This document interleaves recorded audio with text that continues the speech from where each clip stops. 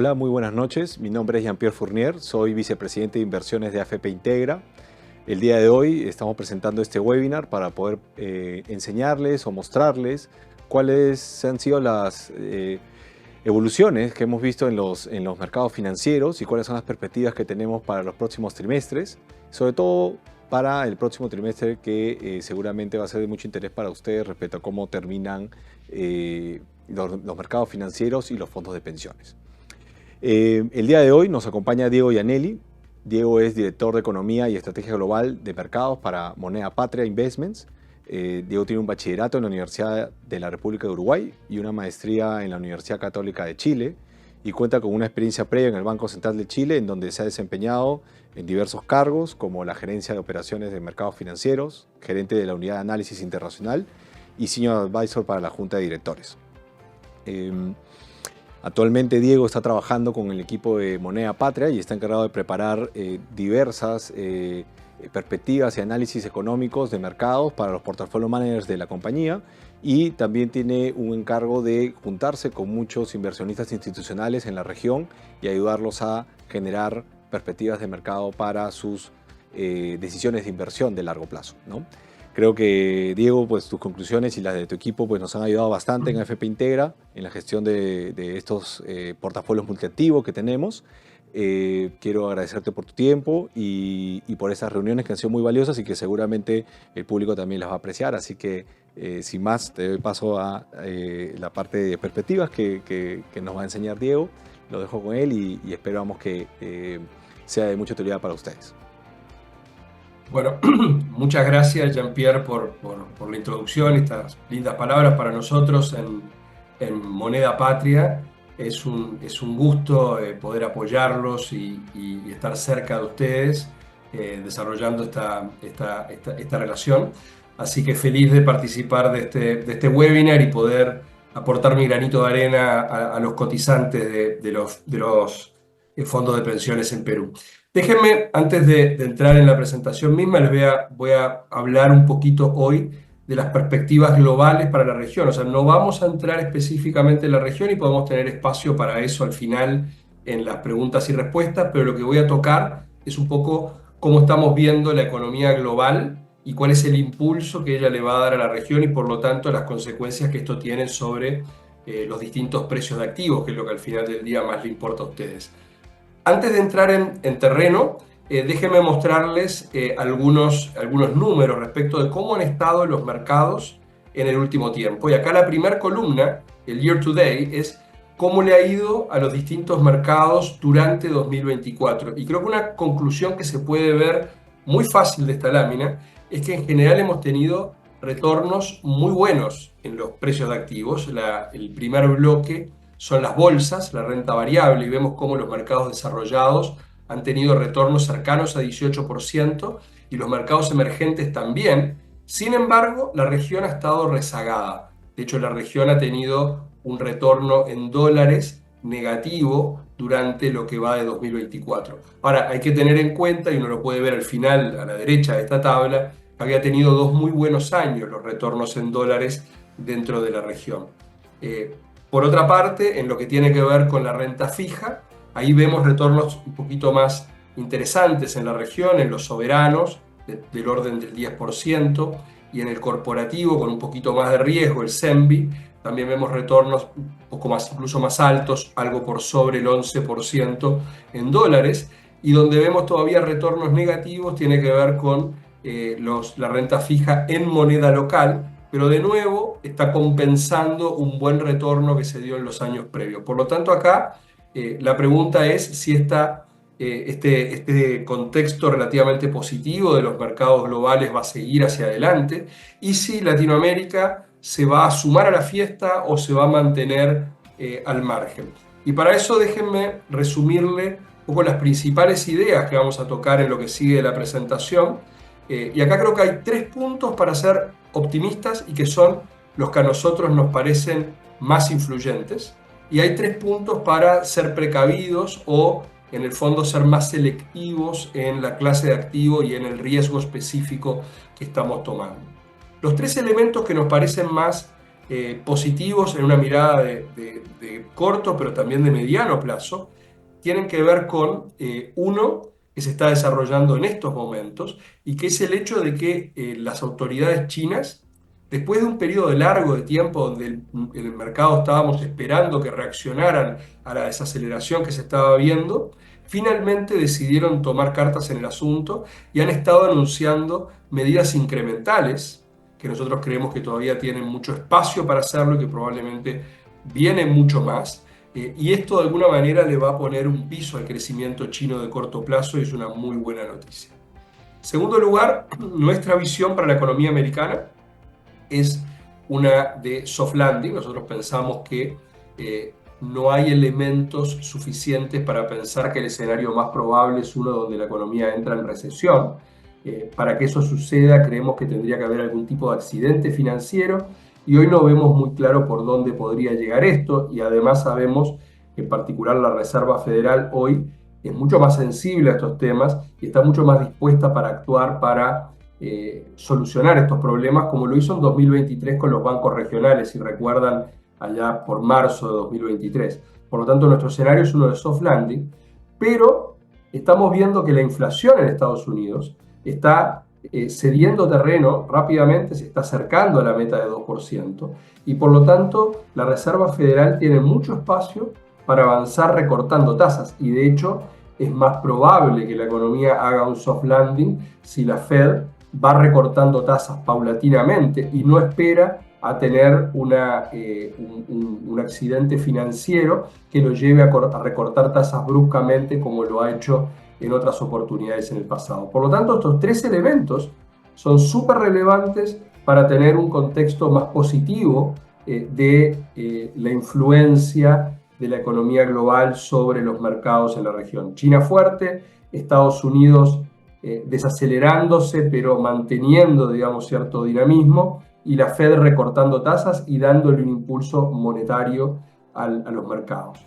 Pero tenemos algunos elementos que nos hacen ser precavidos, algunos más de corto plazo, otros que pueden persistir un poquito más en el tiempo. El primero de ellos es, vamos a tener unas elecciones en Estados Unidos muy reñidas el 4 y 5 de noviembre.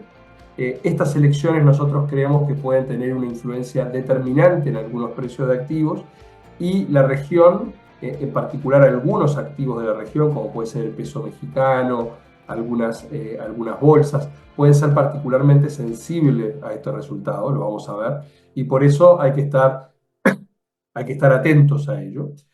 Además, hay riesgos geopolíticos que han estado con nosotros por un buen tiempo, pero que en el margen parecerían haber ido escalando. Estamos todos a la espera de ver cuál va a ser la reacción de Israel al último ataque de Irán, y de alguna manera eso va a determinar la suerte que podamos ver en alzas de precios de petróleo y en otros activos que tienen influencia en la economía real. Y por último, y esto no lo voy a tocar en esta presentación, pero lo podemos dejar para la ronda de preguntas y respuestas, hay temas particulares en LATAM. Creemos que en Brasil hay un tema de credibilidad de la conducción fiscal y monetaria que le está pegando muy fuerte a las tasas y a la moneda. En México hay un conjunto de reformas que se están llevando adelante que también son bien delicadas y que pueden estar generando una cierta reacción negativa en los mercados. Algunas de esas cosas creemos que tienen más espacio para permanecer, digamos, como una sombra sobre los mercados. Otras creemos que son más transitorias, pero hay que tenerlas en cuenta desde el punto de vista de la selectividad de los distintos activos que uno finalmente termina metiendo en los portafolios. Entonces déjenme partir y voy a tratar de ir un poquito más rápido ahora en el contenido específico, una vez que ya delineé la hoja de ruta.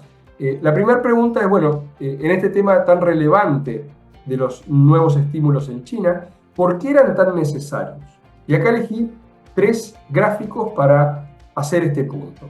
El primero, que está a la izquierda, lo que muestra es el crecimiento del PIB nominal. El PIB nominal, recordemos que es el PIB real más la inflación. Por lo tanto, acá entra el crecimiento real de la economía y las presiones inflacionarias. Está muy desacelerado y creciendo del orden del 5%. Y si uno proyecta la dinámica hacia adelante en base a la relación que tiene con el crédito y los agregados monetarios, la película no se ve muy bien.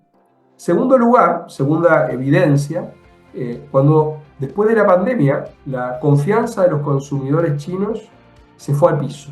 El nivel de desempleo en China también ha subido fuertemente y en el fondo las perspectivas para el consumo en China no son muy buenas. Por lo tanto, acá hay algo que el gobierno también tiene que revertir. Y finalmente, y probablemente el talón de Aquiles más relevante que tiene la economía china en este minuto, es todo lo que está sucediendo en el sector inmobiliario. Fíjense ustedes, este gráfico creo que es súper claro. Las barritas que están a la izquierda, el primer grupo de barras, lo que muestra es la caída acumulada entre 2019 y 2023 para distintas líneas relevantes en el sector inmobiliario. En particular, los inicios de construcción, las ventas de vivienda, los completions, o sea, la parte de terminaciones de las propiedades y la inversión inmobiliaria. Todo esto venía cayendo a tasas del orden del 30% acumulado en los 3 años previos a 2024. Y cuando miramos cómo le está yendo solo en 2024, hasta ahora, el year to date, lo que vemos es que las caídas en todos estos rubros siguen y siguen muy fuertes. Por lo tanto, acá había un elemento bastante claro de que la autoridad china tenía que tomar alguna medida. Entonces, ¿qué cosas anunciaron? No voy a entrar en todos estos detalles, acá hay mucha información, pero para darles alguna idea de las cosas que se están haciendo.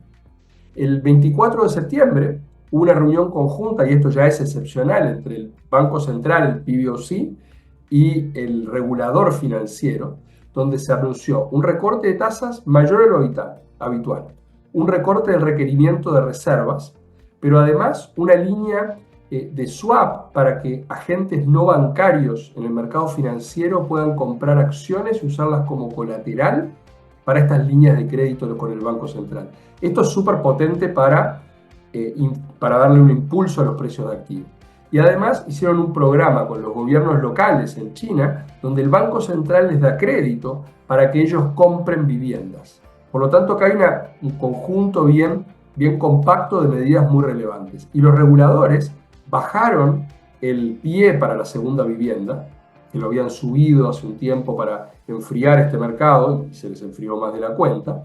Y además, también rebajaron el crédito hipotecario ya otorgado, las tasas de los créditos hipotecarios ya otorgadas en 50 puntos base. Estas medidas son probablemente las más potentes que hemos visto desde 2015. Y luego una serie de otros anuncios que no fueron muy específicos, pero donde las autoridades chinas dejaron muy claro que hay espacio fiscal, que tienen espacio por el lado de la deuda y que tienen espacio por el lado del gasto para complementar estos efectos monetarios. ¿Y cuál sería el paquete completo? O sea, ¿en qué puntos están pensando impulsar la economía? Bueno, uno, quieren resolver los problemas de endeudamiento de los gobiernos locales para que los gobiernos locales puedan transferir estímulos a sus propias regiones. Dos, recapitalizar los bancos para que los bancos puedan ser un motor de crédito más fuerte en la economía. Tres, estabilizar el mercado hipotecario, como les mostré antes, es un problema importante en China hoy. Y cuatro, apoyar el consumo, en particular de algunos grupos especiales, los jubilados y los más jóvenes son probablemente los mayores focos de atención. Esto es muy potente. Hasta ahora, en esta última parte fiscal se ha anunciado poco, pero tenemos altas expectativas de que lo vayan a hacer. ¿Qué es lo que ha pasado con la bolsa en China? Y acá nos empezamos a acercar un poquito a los precios de activos. Bueno, la bolsa en China ha subido muy notoriamente después de estos anuncios. Tuvo una alza de 25% en una semana y luego una corrección. Estamos en torno a 15% según cuál es el mercado en el que nos concentremos, si son las acciones onshore o las offshore. O sea, la bolsa china tiene muchas particularidades, pero ha subido cuando se hicieron los primeros anuncios del orden de 25% y hoy está en torno a 15% por sobre lo que estaba antes de que esto se anunciara. Y esto está en órdenes de magnitud que todavía no son tan grandes como lo que se ha visto en episodios previos, donde el gobierno chino hizo estímulos importantes a la economía. Hubo uno muy fuerte en la crisis subprime en 2009, el de 2015 fue bien importante y muy particular en China, y fíjense cómo saltó la bolsa ahí, y hubo otro importante en 2017-18. Entonces, nosotros pensamos que cuando se vayan anunciando estos paquetes, podría haber algo más de acción por este lado, aunque ya tuvo un alza bien relevante las acciones chinas. Y este es el último punto que quiero hacer sobre este tema, el tema de China, y es cuál es nuestra mirada respecto ya no de la conveniencia, que creo que quedó claro, sino del espacio que tienen las autoridades para hacer estímulos mayores. Bueno, y acá hay que separar lo que son los factores cíclicos de los factores estructurales. Por el lado de los factores cíclicos, hay mucho espacio. China tiene una inflación que está cerca de cero, incluso negativa en algunos índices de precio, y por lo tanto, el espacio para hacer política monetaria es bien amplio. En segundo lugar, el desempleo en China es alto, en particular el desempleo juvenil. En tercer lugar, la cuenta corriente en China es positiva y está en niveles bastante altos y se ha mantenido en niveles altos por mucho tiempo. Y por último, la moneda en China no está bajo presión. Y como reflejo de eso, cuando se anunciaron los primeros paquetes de medidas monetarios, el renminbi, en vez de depreciarse, se apreció. Por lo tanto, eso también le da un espacio cíclico para hacer política. Y desde el punto de vista estructural, y creo que esta es la parte más importante, el gobierno chino no tiene un nivel de deuda tan grande. Es cierto que si uno suma los gobiernos locales, esto crece bastante, pero el gobierno central tiene un nivel de deuda relativamente acotado. Toda la deuda en China, que no es poca la deuda que hay en la economía como un toda, está en renminbis y eso lo hace mucho más manejable y mucho más factible de que el Banco Central pueda eventualmente resolver el problema.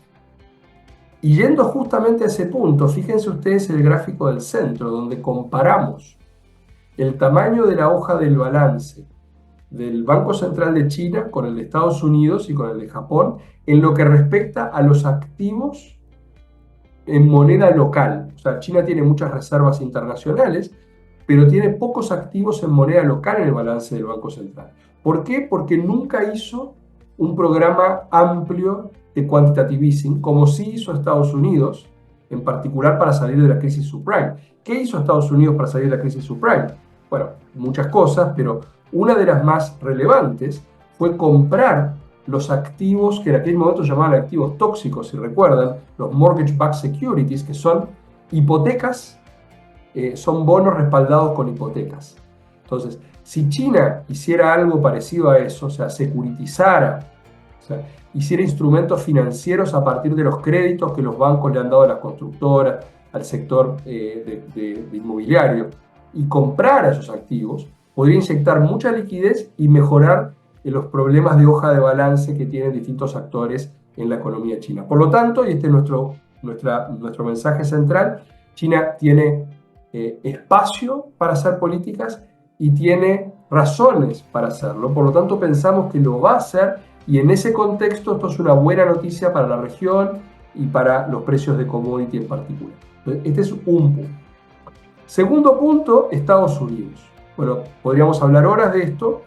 Acá quiero mostrarles un gráfico a la izquierda, que es una medida un poquito más sofisticada que las tasas de desempleo o la creación de empleo, donde comparamos las vacantes con los niveles de desempleo. Entonces, cuando sube la línea negra, quiere decir que hay muchas vacantes por desempleado, y cuando está bajo hay pocas vacantes por desempleado. Entonces, cuando está alto, el mercado laboral está muy apretado y está creando presiones inflacionarias. Cuando está bajo, lo contrario.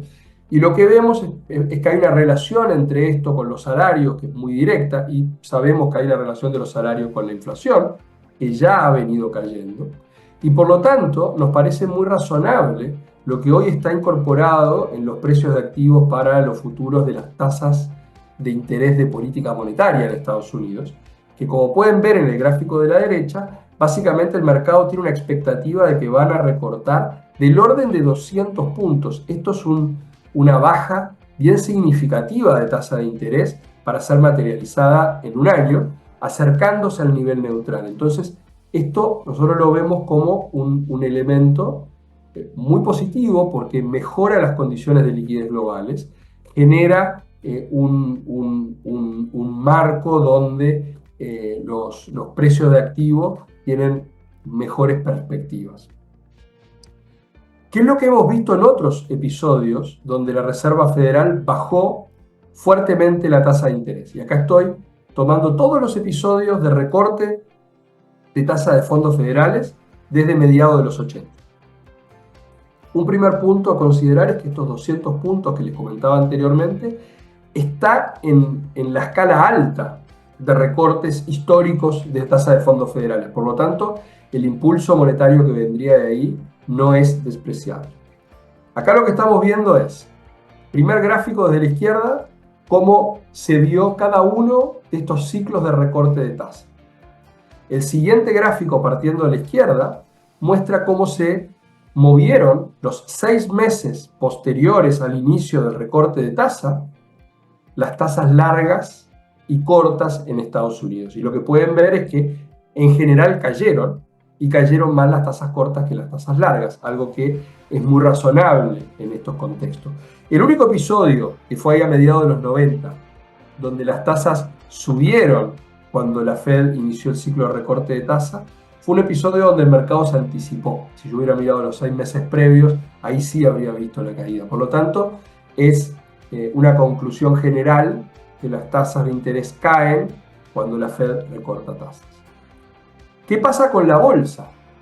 Bueno, acá creo que es súper importante distinguir los episodios donde la Fed baja tasa en un contexto recesivo respecto de aquellos donde no hay un contexto recesivo. Y para eso sirven estas liñitas grises que están en el gráfico, que marcan dónde están los episodios de recesión en Estados Unidos. Y lo que pueden ver es que siempre que no fue en un contexto recesivo, la bolsa en Estados Unidos le fue muy bien en un contexto de recorte de tasas.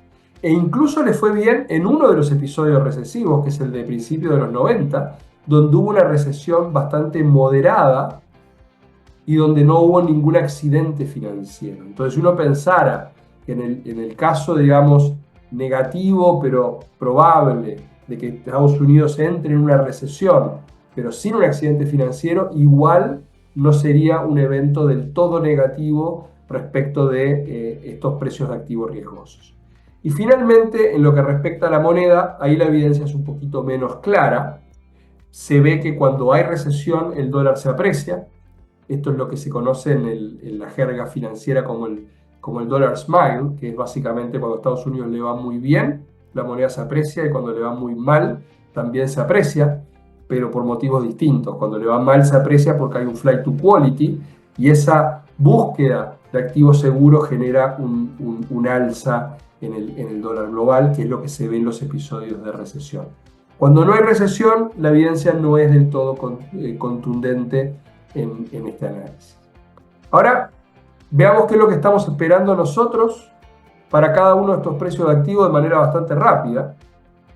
Primero partamos por las tasas largas. Nosotros pensamos que las tasas largas en Estados Unidos en niveles entre 3,5 y 4 están en torno a fair value.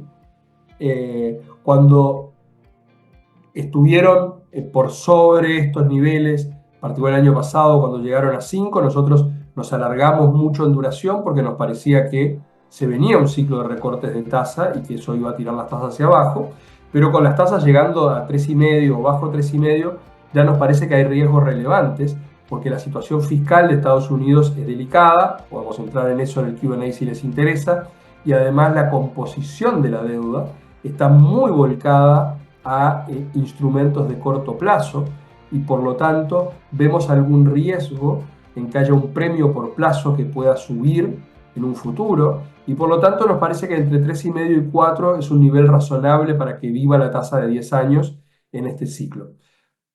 Quiero aclararles que, y lo voy a tocar al final, el riesgo de las elecciones de Estados Unidos es relevante para este activo, y por eso tampoco estamos en este instante recomendando alargarnos en duración, pese a que está la tasa un poquito arriba del del 4, porque en el caso de que gane Trump, lo anticipo, creemos que podría haber alguna alza adicional y por lo tanto es mejor esperar a que ese riesgo se despegue.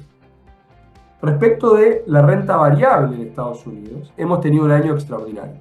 Acá estoy mostrando en el gráfico de la izquierda cómo le ha ido a la bolsa en Estados Unidos, el S&P total, y cómo le ha ido al Russell 2000, que es un indicador, una bolsa que está mucho más cargada hacia empresas chicas y que tiene menos peso de estas tecnológicas que les ha ido tan bien.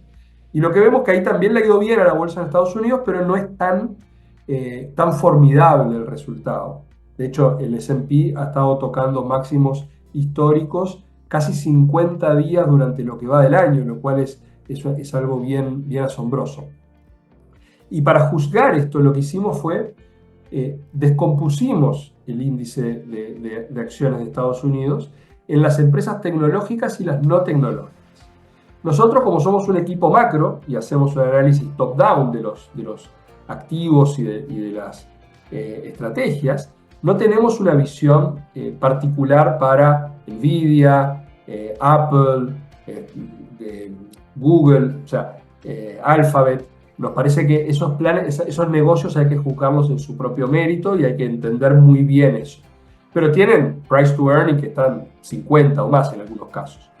Pero cuando uno excluye a estas empresas y mira cuál es el price to earning de las acciones de Estados Unidos sin las tecnológicas, lo que encuentra es que hay un nivel de price to earning bastante más razonable. Y eso es lo que se ve en el gráfico que está más a la derecha, donde vemos cuál es el nivel de price to earning hoy de las acciones no tecnológicas y cuál es el retorno esperado que, dado ese price to earning, uno podría esperar en este mercado.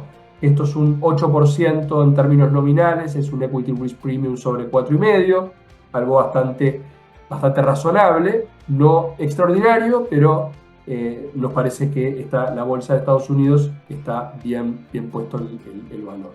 Y donde sí vemos un espacio para que algo se mueva es en el dólar a nivel global. El dólar está en niveles muy apreciados, está muy fuerte el dólar global.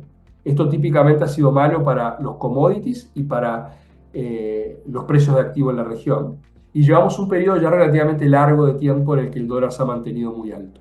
Y ahora, en un contexto de la Fed bajando tasas y China ampliando estímulos, creemos, el cóctel adecuado para que el dólar se comience a debilitar. No estamos esperando que volvamos a ver los niveles que vimos a principios de los 2010 o durante la segunda mitad de los 90, que era un dólar débil, pero sí estamos pensando en un dólar que deja de estar tan fuerte.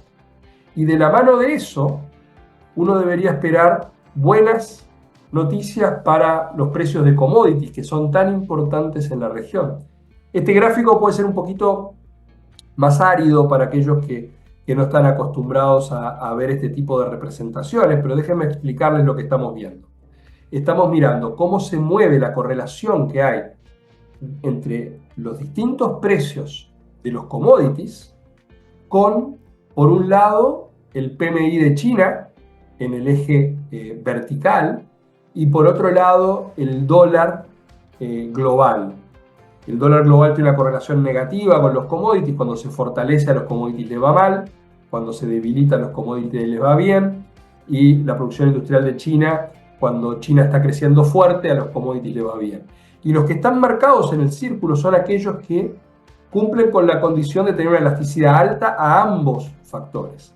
Y como nosotros vemos a China reflacionando y al dólar debilitándose, esto debería ser buenas noticias para los metales industriales y los commodities energéticos que están en esta categoría de alta sensibilidad a los factores. En particular creo que es interesante lo que está pasando con el petróleo. ¿Por qué? Porque hasta ahora estamos haciendo todo un análisis macro. Estamos hablando de China, de Estados Unidos, de la Fed, pero como dijimos en la introducción, hay riesgos geopolíticos que no se pueden soslayar. Y este gráfico, que muestra la evolución en el tiempo desde principios de agosto hasta ahora del precio del barril del Brent, muestra cómo el petróleo ha estado de alguna manera tironeado por estas tres fuerzas. Por un lado están los factores macro, que comentamos anteriormente, pero además de ello hay factores muy relevantes por el lado de la oferta y demanda del mercado específico.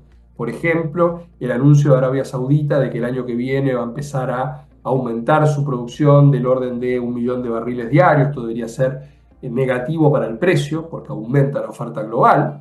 También las últimas proyecciones que salieron, lo que fue ayer, de la Agencia de Energía, que muestran una mayor debilidad en la demanda. Pero uno de los factores más relevantes en este tiempo han sido el conflicto geopolítico. Y ahí se puede ver cómo cada uno de los principales hitos, por ejemplo, fíjense ustedes acá, en septiembre, a principios de septiembre, el ataque de Hezbollah a Israel, cómo generó un alza de niveles bajo 70 a niveles de 75, y cómo, por ejemplo, también el ataque con misiles de Irán a Israel generó una escalada muy fuerte del precio del petróleo. Con todo, estas escaladas son menores que las que hemos visto en el pasado, y esto en parte porque la oferta de petróleo global hoy está mucho mejor repartida. Estados Unidos es el principal productor de petróleo con más de 13 millones de barriles diarios, y la producción que hay en Irán y Libia la puede compensar el resto de la OPEP muy fácilmente, y por lo tanto esto tiene una atracción menor a la que tenía en el pasado un shock de esta naturaleza. Ahora, obviamente hay que estar muy atentos porque no se pueden descartar efectos no lineales si la escalada fuera mucho mayor, por ejemplo, que involucrara, digamos, un ataque de Israel a los objetivos nucleares de Irán. Pero no me voy a detener en eso, lo podemos dejar también para el Q&A. Y la última lámina que les traigo tiene que ver con las elecciones de Estados Unidos, y la dejé para el final porque creo que es un elemento muy importante en el encuadre de corto plazo y que puede generar efectos relevantes de acá a un mes. Nosotros acá hicimos un ejercicio, que esto es algo propietario de Moneda, que no lo he visto en otras contrapartes del mercado, que es utilizando los cambios en las probabilidades de predictive durante 2024 de la elección de Trump versus Harris y antes Biden. Calculamos cómo esos cambios están correlacionados con distintos precios de activo. Y eso es lo que mostramos en la lámina a la derecha. Y sin entrar en todos los detalles, déjenme decirle que hay 2 o 3 efectos que son significativos econométricamente, pero además relevantes económicamente. Uno de ellos tiene que ver con las tasas en Estados Unidos. Las tasas suben en un escenario donde gana Trump, y suben de manera relevante, suben del orden de los 40, 60 puntos base. Parte de esto puede hoy ya estar parcialmente internalizado en el mercado, pero si ganara Trump podríamos esperar un alza en las tasas de Estados Unidos y viceversa si gana Kamala. 2, el dólar tiende a fortalecerse si gana Trump y a debilitarse si gana Kamala. Y esto tiene mucho que ver con las políticas comerciales. Una economía que se cierra es una economía cuya moneda se aprecia. Y el tercer elemento, conectado directamente con esto último, pero que nos afecta más en la región, es que las monedas en la región y las tasas en la región tienden a irle mal en un escenario donde gana Trump. Hicimos algunos ejercicios que no estoy mostrando acá, donde evaluamos asimetrías, que es básicamente evaluar si estos signos, si estos tamaños de elasticidades son distintas cuando las probabilidades van en una dirección o en otra, y parecerían indicar que algo de eso hay, y que el riesgo de Trump ganando puede ser muy relevante para el peso mexicano, para la bolsa en México, y en menor medida para las tasas en la región. Yo diría que el peso mexicano es uno de los activos que más nos preocupa, porque además también creemos que tiene algunos méritos propios para estar un poquito más cuestionado. Saliendo de la elección de Estados Unidos, vemos valor en, como les comenté anteriormente, en pensar en una depreciación del dólar que de alguna forma apoye a las monedas en la región, y en particular también nos gustan, por ejemplo, las tasas en Brasil, saliendo de este riesgo que nos parece que están un poquitito sobre reaccionadas y también podemos hablar de eso en el Q&A si quieren. Y yo, Jean-Pierre, corto por acá, sé que me pasé un par de minutos de lo que tenía asignado, te devuelvo la palabra y quedo atento. No, buenísimo, Diego. Muchas gracias por el análisis tan completo. Creo que va a servir bastante para familiarizar a nuestros clientes respecto de las variables que se van siguiendo para poder llegar a conclusiones importantes respecto de lo que puede pasar en el futuro. Yo creo que a modo de resumen me quedo con algunas ideas. La principal es cuál es la perspectiva que se tiene para los próximos trimestres, más allá de cómo vaya a desenlazarse cada uno de los eventos que has comentado en el mes a mes o en la semana a semana. Se está esperando que haya un escenario de lo que llaman un soft landing, que es un aterrizaje suave. ¿Qué significa un aterrizaje suave? Significa de que después de muchos trimestres con inflación alta, pues los bancos centrales han tenido cierto éxito en conducir esa inflación a la baja, y esa caída de la inflación estaría como correlato teniendo a un mercado laboral y a una economía que va moderándose, pero no llegando a un aterrizaje forzoso o lo que llamaríamos una recesión severa, ¿no? Y eso de ahí es importante porque al final del día lo que te indica es que de alguna manera el factor inflación no va a ser un problema, como lo ha sido en los trimestres pasados, pero también ha habido un buen control respecto de cómo queremos que se vea la economía en los próximos trimestres y qué tanto se pueden ver afectados algunos sectores y cuánto se puede ver afectado el crecimiento global. Entonces, esas son noticias buenas definitivamente para los activos financieros. Si bien es cierto, para algunos significará un retorno más importante, ajustado por riesgo, para otros probablemente implicará rendimientos moderados, pero finalmente positivos, ¿no? Y creo que eso es muy importante de resaltar. Otro factor importante es que lo detalló muy bien Diego en la presentación, es que cada escenario de moderación del crecimiento puede ser muy distinto a otro, ¿no? Hay diferentes variables que hay que considerar y creo que es importante resaltar de que hay algunos temas que han salido a partir de los sucesos de los últimos 5 o 6 años, incluyendo la primera entrada de Trump al poder, pasando por el COVID y pasando por el renacimiento de algunas rencillas políticas a nivel global, ¿no? Y una de ellas es el tema geopolítico. El tema geopolítico definitivamente tiene un impacto en los mercados financieros, pero sobre todo un impacto en lo que es la economía real. Muchas empresas visualizando cuál va a ser su cadena de producción, si tiene que haber algunos cambios, y también hacedores de política que también empiezan a dilatar algunas de sus medidas porque tienen que ver quiénes son los actores que van a representar a algunos de los países. Y uno de los ejemplos es el tema de la elección en Estados Unidos. No es la misma la relación que podemos esperar entre Estados Unidos y China con Trump y con Kamala.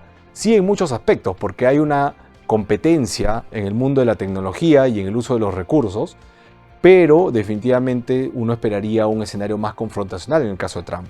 Y eso también puede hacer de que las políticas o las medidas que pueden tener planificadas en el gobierno chino, pues se tomen con más cautela en caso haya uno u otro candidato en el lado ganador.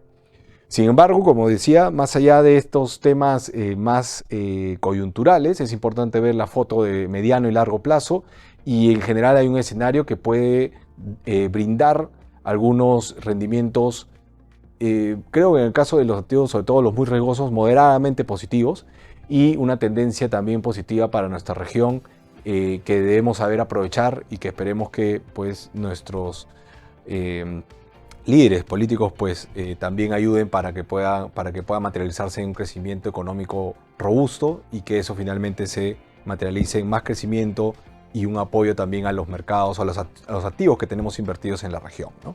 Entonces yo quería pasar rápidamente a mostrar cuál era la evolución de los rendimientos de los fondos. En parte, bueno, mucho de la explicación de Diego la vamos a ver acá, pero también un efecto local, ¿no? Hay unos hablaba Diego hace un momento de factores globales, ¿no? De cómo va la inflación, de cómo va el crecimiento, temas que afectan a muchos activos, ¿no? Coyunturales como el caso de China, como el caso del tema geopolítico, el tema de inteligencia artificial, pero también hay factores propios de cada uno de los países. En nuestro caso hubo un tema particular con el efecto de retiros de 4 ITs, como pueden ver en las tres gráficas que presentamos acá.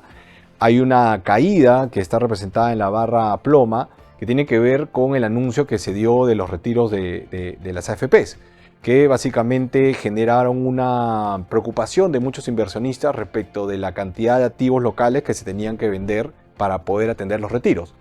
Luego de ese efecto inicial, ha habido una recuperación importante.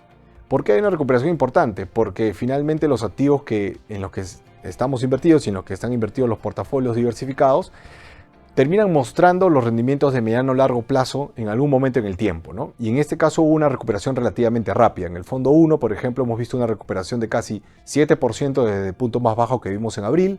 En el fondo 2, una recuperación de casi 8%. Y en el fondo 3, si bien es cierto es una recuperación más modesta, pues esto tiene que ver con que hay activos, sobre todo en la bolsa local, que todavía no han recuperado su precio de mercado, pero cuyo valor no cambió. Es decir, cuando se anunciaron los retiros de las 4 ITs, hubo un efecto de temor en términos del posicionamiento que tienen las AFPs en las acciones locales o en algunos activos locales, y un tema de flujo, ¿no? Necesidad de conseguir liquidez para pagar los retiros. Pero el valor de los activos, el valor de esas empresas, no ha cambiado. Y más bien, voy a detallar más adelante, hay muchas medidas que creo que han demostrado que hay bastante valor y poder de generación de caja de estas empresas. Entonces, hay buenos activos ahí que poco a poco pues irán recuperando su valor, su precio, ¿no? en los mercados financieros, y será materializando un mejor retorno también en el fondo 3, ¿no? Parte de eso es lo que vemos a la mano izquierda. Este gráfico lo que les muestra con barras azules es cuánto retrocedieron los precios de algunos activos entre el 25 de marzo y el 16 de abril, es decir, en un periodo de pocas semanas. Hubo un rendimiento negativo bastante importante que estuvo relacionado sobre todo con el tema de los retiros.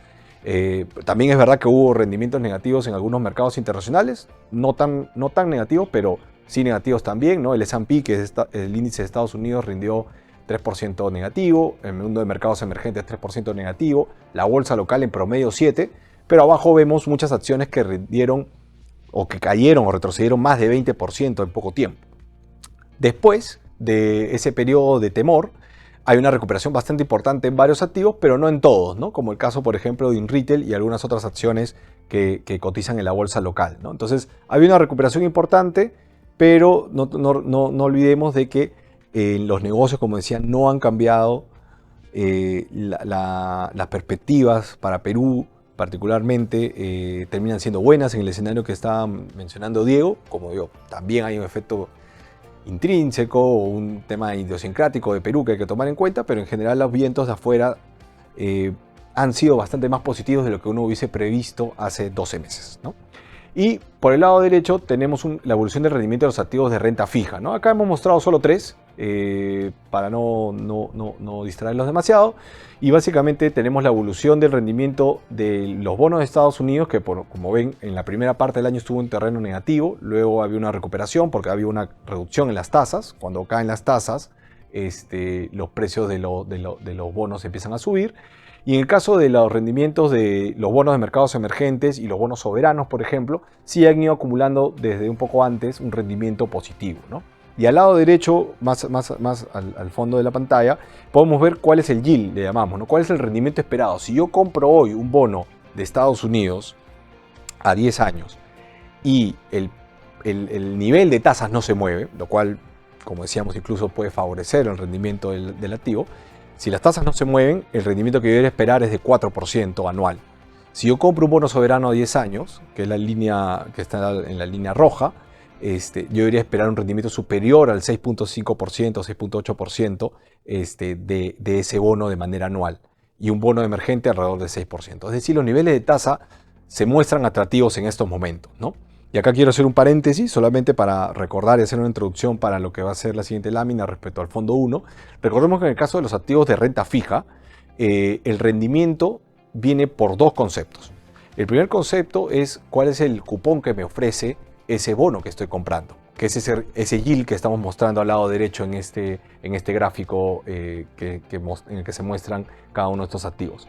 Y el otro componente es la apreciación del mismo activo. Es decir, si yo compro un bono de Estados Unidos y en un momento determinado muchos inversionistas quieren comprar el bono de Estados Unidos, lo que va a terminar pasando es que va a haber una demanda cada vez mayor por este activo, y el precio va a subir. Y eso también es un componente que puede contribuir de manera positiva al rendimiento de un activo de renta fija, ¿no? Por eso le llamamos renta fija entre comillas, porque hay dos componentes. El cupón, que sí es un monto fijo, un monto, digamos, que el emisor se compromete a pagar al acreedor, pero también una apreciación del mismo activo. Y esos dos factores pueden seguir jugando seguir jugando un papel importante y positivo para los activos invertidos en estos bonos, tanto de mercados emergentes como desarrollados, ¿no?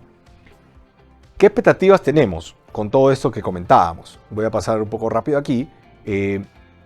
Creemos que la rentabilidad todavía va a estar en terreno positivo. En el caso del fondo 1, las tasas siguen en niveles altos. Hace 3 meses, cuando tuvimos un webinar como este, indicábamos que el rendimiento esperado del fondo 1, si es que no se movían las tasas, lo cual sabemos que es una hipótesis solamente, o un escenario, sería alrededor de 7% en un año. Hoy día, la rentabilidad esperada un año del fondo 1 es de 6% porque los cupones, la suma de los cupones que tienen los bonos en los cuales se ha invertido en el fondo 1, tienen un promedio de 6%. ¿Por qué es un poco menor? Porque el precio del activo ya ha ido yendo hacia el alza. El precio de los bonos ha ido al alza en este año y ya vamos acumulando en lo que va del 2024 un 4%.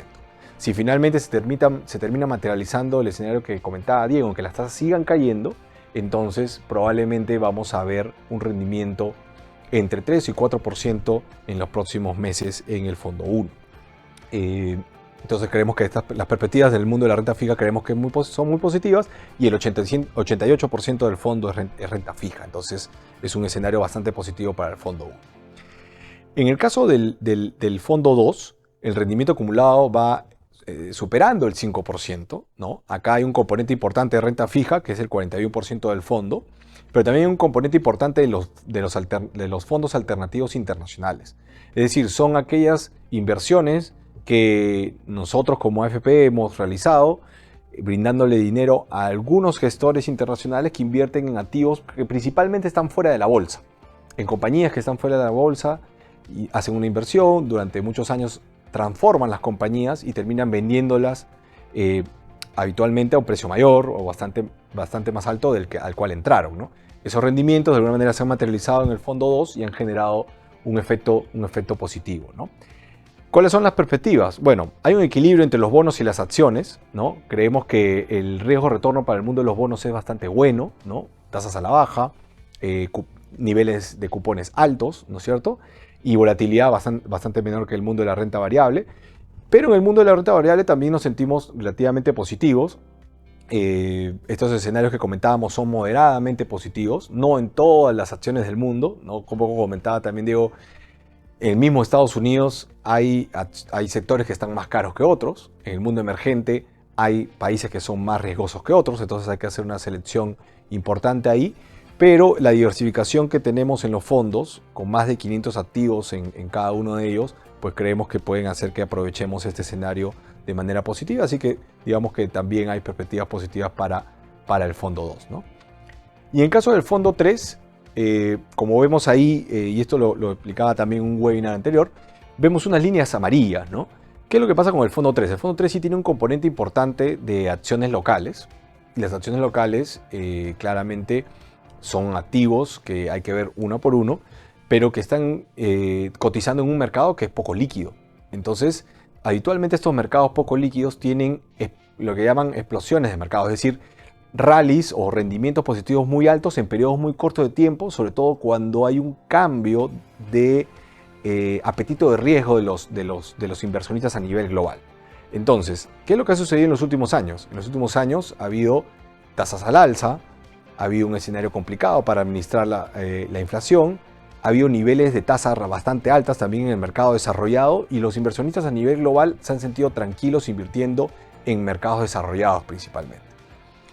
En la medida en que se vaya materializando este escenario de aterrizaje suave y eventualmente si se materializa una parte probablemente de lo que Diego nos contaba en el caso de China, pues probablemente los activos más correlacionados al mundo de los commodities pues se puedan ver beneficiados, ¿no? Entonces el fondo 3 es un fondo que se comporta como por periodos de maduración. Tiene periodos de maduración, algunos son más largos que otros, pero luego vemos rendimientos muy buenos en periodos cortos de tiempo, ¿no? Lo vimos en el 2015, o sea, finales de 2015 en realidad, ¿no? 2016, 2017, lo vimos en el 2020 y lo vimos también en la recuperación que veíamos en el 2022, ¿no? Entonces, dado lo que ha pasado a nivel local y dado que hemos pasado por una turbulencia política también que ha generado cierta incertidumbre, pues es normal de que parte de los activos locales todavía tengan un espacio para apreciación. Lo importante es ver entonces qué hay en las carteras y qué tanto valor hay en ellas y qué tanto valor hay en esas compañías en las que hemos invertido, en las que estamos convencidos de que con un viraje, digamos, en el apetito de riesgo, probablemente pues va a ayudar a que estos precios de mercado converjan a los valores que son bastante más altos de lo que vemos en las carteras, ¿no? Creo además también que ha habido algo que algunos inversionistas locales han estado apreciando, que es el tema de algunos eventos corporativos. Hemos visto compañías haciendo recompra de acciones, repartición de dividendos, y de lo que te habla esto es de que hay una generación de caja que las empresas, que muchas empresas de manera muy madura y de manera muy responsable, al no ver oportunidades de crecimiento, particularmente con nuevos proyectos o inversiones fuera del país, pues han decidido devolver ese capital a los accionistas, ¿no? Todo esto de acá genera pues una contribución al rendimiento y creemos que poco a poco pues se va a materializar una apreciación en estos activos, ¿no? Y bueno, eso es respecto a las perspectivas que tenemos. Creo que es momento de empezar por algunas preguntas. No sé si las tenemos ahí a la mano.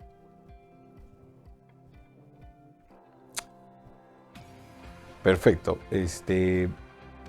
A ver, Diego, vamos a ir pimponeando. Yo tengo una primera pregunta que está relacionada a los fondos, pero de ahí te paso la posta. Hablan un poco de cómo afectarían las elecciones de Estados Unidos a los fondos de pensiones, ¿no? Diego nos mostraba o nos comentaba de que eventualmente un triunfo de Trump sería un poco más confrontacional en términos de cómo sería el manejo de política y relación con otros países. Probablemente habría una mayor seguridad de que habría un déficit fiscal probablemente alto en Estados Unidos, una apreciación de repente en el corto plazo del dólar, ¿no? Pero yo les puedo comentar de que cuando uno habla de cuáles son los efectos finales en términos de materia económica para ambos candidatos, pues hay cosas que son muy parecidas, ¿no? O sea, el déficit fiscal en Estados Unidos es bastante alto y se espera que bajo ambos gobiernos siga siendo igual de alto, ¿no? Más de 5%. Va a haber diferencias en cómo es que se genera ese déficit fiscal. En el caso de Trump es más gasto fiscal, en el caso de Kamala probablemente sea un tema de gasto fiscal y más impuestos, ¿no?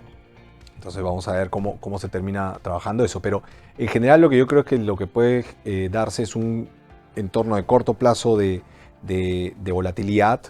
Quizás tiene un efecto en algunas políticas puede ser que China, por ejemplo, demore un poco más en hacer parte de la implementación de su programa, pero eso puede ser una afectación de corto plazo. Lo que esto te va a generar probablemente es una oportunidad, porque la necesidad de hacer estas políticas en el caso de China están muy evidentes para poder fomentar más confianza y poder generar el crecimiento que ellos necesitan, que ellos lo comentan, que es alrededor del 5%. Entonces, me parece que puede haber una afectación más de corto plazo que una muy estructural, ¿no?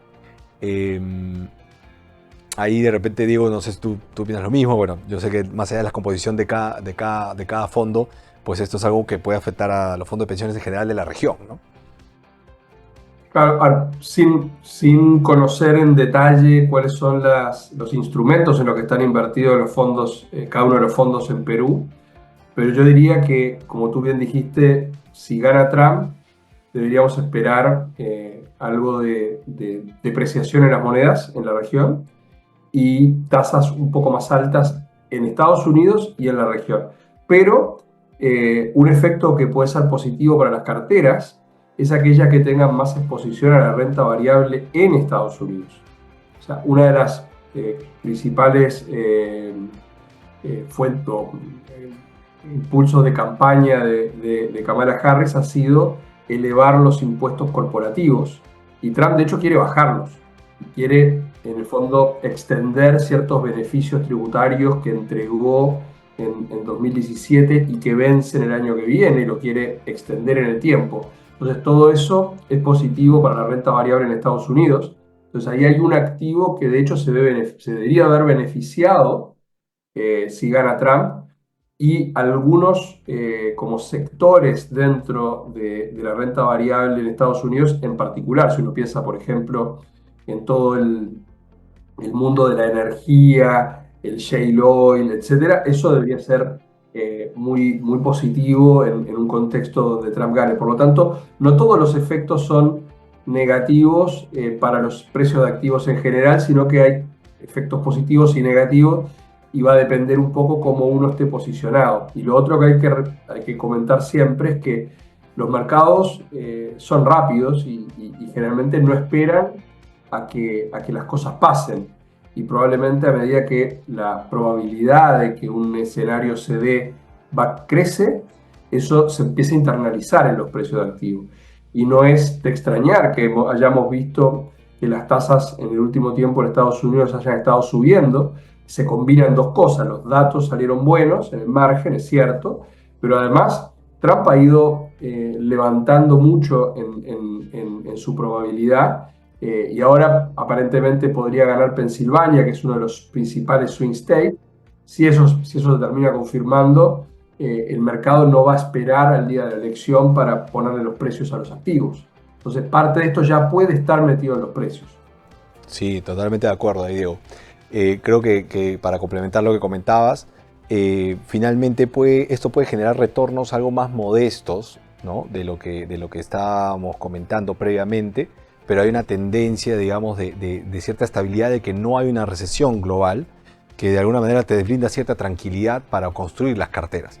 Pero lo que sí esperaríamos es un poco lo que comenta Diego, ¿no? Que hay algunos sectores que se pueden ver beneficiados versus otros, y las carteras de los fondos de pensiones, incluidos los que nosotros manejamos para ustedes, se moverían en esa función, ¿no? Teniendo en cuenta de que vamos a tener hay un primer efecto que se incorpora en precios, pero que luego pues vamos a seguir viendo algo de incertidumbre, ¿no? Respecto de cómo se comporta Trump, que suele ser, digamos, un poco el modus operandi que ha tenido en el pasado, ¿no? Hay una pregunta también relacionada a China, que hemos hablado bastante, ¿no? Si ayudaría a que la bolsa local suba. Bueno, la respuesta es definitivamente que sí, ¿no? Hay un efecto bastante importante en la demanda por commodities. Creo que mucho de lo que ha pasado en China es el segundo punto que resaltaba Diego, que era relacionado a la confianza. Entonces, si bien es cierto, en los temas de política monetaria tú puedes dar mucho espacio a la oferta para que se limpien los créditos, para que tengas espacio para limpiar las hojas de balance, para poder invertir necesitas que la demanda suba.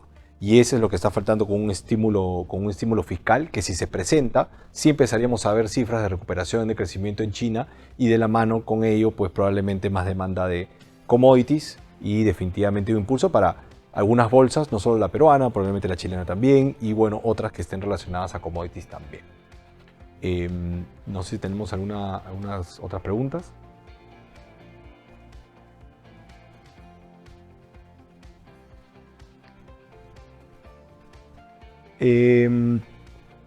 Acá, bueno, voy a traducir la pregunta de repente para ti, Diego. Hablamos un poco más de renta variable internacional, ¿no? Un poco más, algo más general, pero acá el público se pregunta si dentro de Latinoamérica crees que podría haber algunas diferencias entre que gane Trump o que gane Kamala, y si eso eventualmente modifica mucho el escenario de soft landing. Yo creo que tú Jean-Pierre, lo planteaste muy bien, en el sentido de decir, bueno, hay ciertas cosas que son de primer orden y otras que son un poco más de segundo orden, pero relevantes. Yo creo que en el corto plazo el tema de la elección es muy relevante, pero lo de primer orden yo creo que va a tener que ver con el impulso monetario de la Fed, los impulsos que haga China. Si Estados Unidos logra bajar la tasa sin entrar en recesión, y en paralelo China cumple, digamos, con las expectativas que hay respecto del estímulo, yo creo que esa combinación es una combinación que no hemos visto en mucho tiempo. y que debería ser muy positiva. Los temas de las elecciones, el riesgo geopolítico y otros factores que van a aparecer en el camino necesariamente, porque esto no es lineal, probablemente lo que generan son matices. Ahora, habiendo dicho eso, cuando uno mira la región, en particular me preguntabas por la renta variable, nosotros hacemos un análisis bien completo de distintos indicadores de valuation, y lo que nos entregan esos análisis es que hay algunas bolsas que están más baratas que otras. En particular vemos barato Brasil, y Chile y Colombia, y vemos un poquito más caro Perú y México en términos relativos. Y esto mirando price to book, price to earning, el CAPE, un montón de indicadores, digamos, técnicos para determinar qué bolsas están baratas y cuáles no. La pregunta que sigue, y probablemente igual o más relevante, es, ok, ¿cuál puede ser el trigger que haga que alguno de estos mercados que están baratos termine teniendo un upside importante en el corto plazo? Y acá nosotros vemos, en el caso de Chile nos gusta mucho, porque creemos que hay dos factores que deberían apoyar eso. Uno es el alza del precio del cobre y los commodities, que creemos que se debería sostener hacia adelante. Y dos, es la situación política. Chile, si ustedes recuerdan, tuvo un estallido social en 2019, tuvo una discusión sobre cambios constitucionales en dos oportunidades, y un gobierno de izquierda que entró con una propuesta programática muy potente, que era vista negativamente por el mercado, pero que al poco tiempo se fue desinflando. Y hoy la verdad es que cuando uno mira la incertidumbre política en Chile, estamos volviendo a niveles más similares a los que había antes del estallido social. Entonces, si uno combina buenos precios de commodity con un catalizador de tipo político, ahí podría haber un gran upside. Chile tuvo un retorno extraordinario en la renta variable en las dos elecciones que terminó ganando la centroderecha durante el año previo. Entonces, si uno piensa que ese es un escenario probable, ahí podría haber un catalizador en el caso de Chile. En el caso de Brasil, lo que nos parece es que el mercado está muy asustado con la situación fiscal de Brasil, que no voy a hacer una presentación larga de eso, pero para resumirlo en dos conceptos, es muy compleja, muy delicada la situación fiscal porque tiene tasas muy altas y un nivel de deuda alto, pero no ha cambiado mucho en el último tiempo, y sin embargo el mercado le ha pegado muy fuerte porque básicamente ha perdido la confianza en la conducción fiscal y en la conducción monetaria de Brasil. Y eso le ha pegado a la moneda, le ha pegado a la tasa y le ha pegado a la bolsa. Y a nosotros nos parece que desde el nivel en el cual está ahora, tomando algunas acciones razonables que generen credibilidad, tiene mucho upside. Pero es muy difícil pronosticar cómo un gobierno logra salir, digamos, de esa posición más compleja de pérdida de credibilidad, que es donde creemos que está Brasil. Y en el caso de Colombia, por último, nos parece que Colombia está siguiendo el ciclo que siguieron algunas economías de la región con el proceso desinflacionario, de bajas de tasa, de convergencia en crecimiento a nivel de largo plazo, con un cierto overshooting y luego con un cierre de la cuenta corriente, pero lo está haciendo como un año y medio desfasado de otras economías, y por lo tanto tal vez todavía es un poquito prematuro para colgarse en Colombia, pero de todas maneras nos parece que está barato el mercado y que podría hacia 2025 ser un mercado al cual uno mire con más atención. Así que ahí estarían un poco donde nosotros vemos más valor desde un punto de vista fundamental y con una mirada de cuáles son los triggers que podrían capitalizarlo. Y como decía, Perú y México no los vemos tan baratos. México, de hecho, creemos que está un poquito caro pese a la corrección que ha habido. Sí, de acuerdo.